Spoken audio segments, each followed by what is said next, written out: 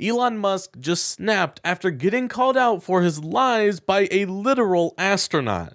Make sure you stick around to see Elon getting fact-checked because this is absolutely hilarious. So this all started because Elon and Donald Trump had an interview with Sean Hannity, and in this interview, Elon made a ridiculous claim that the astronaut Andreas Mogensen had to refute. Now I say interview very lightly because this was hardly an interview and more of a praise Trump and Musk session. And actually, the Twitter account Decoding Fox News actually put together a very nice clip that shows just how much Hannity was sucking up to Trump and Musk. Just take a look at this. Become one of your best friends. He's working for free for you.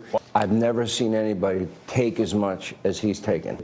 I think you've proven they have no power anymore because they threw everything they had at you and they didn't win. They threw everything, lawfare, weaponization. Sure. And then the chief engineer, which was phenomenal. SpaceX, same thing, which is unbelievable. I mean, you were the first company, private company, to send astronauts successfully into space. First private company to send astronauts into orbit. This is going to be hard. I feel like I'm interviewing two brothers here. And then you have something that really fascinated me.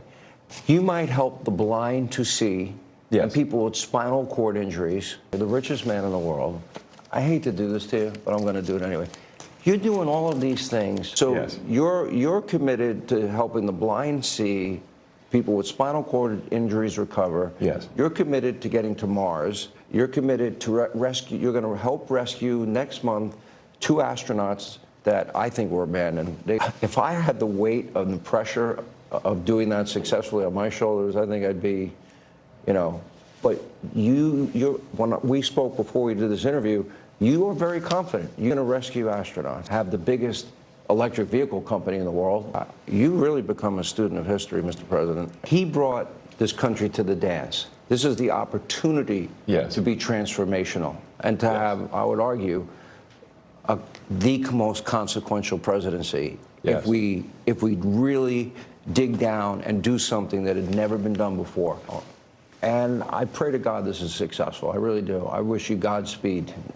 Godspeed, John Glenn. Are really here because your heart and your passion is this. And you're sending ships up to Mars, spaceships up in the sky all the time and saving astronauts. That's pretty big. That's peanuts compared to what we're talking. You do all these nice things for people for free. You're trying to solve, blindness. You're going to rescue astronauts. You help the people in North Carolina, California. You guys are really friends. I could see you kicking up. It is so embarrassing that Fox News can't ask any tough questions to politicians and can only continuously praise them to try to get on their good side. Anyone who tells you that Fox News is actual news is lying straight to your face, and this interview proves it. But anyway, this should give you a good idea of what we're dealing with when it comes to Elon's ridiculous claims. Just take a look at what sparked this debacle between Elon and this astronaut. You're committed to getting to Mars. You're committed to rescue. You're going to help rescue next month 2 astronauts that I think were abandoned. They dispute that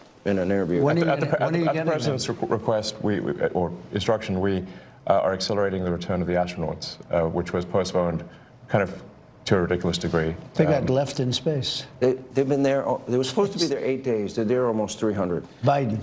They were yes, they were left up there for political reasons, which is not good. Okay, it's not good. That's right. Elon claimed that they were left up there for political reasons, which is not true in the slightest.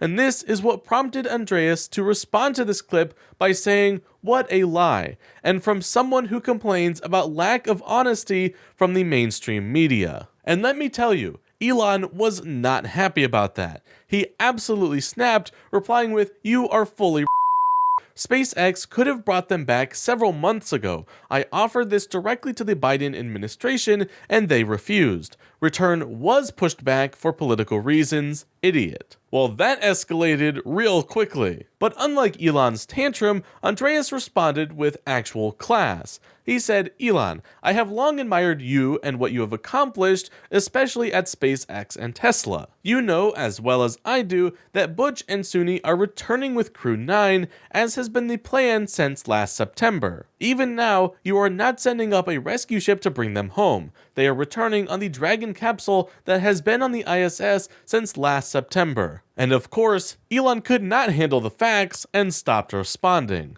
But here's the thing. In order for Elon to go rescue the astronauts, it would have cost the government $100 million. Elon is literally just upset that the government decided to not pay him $100 million.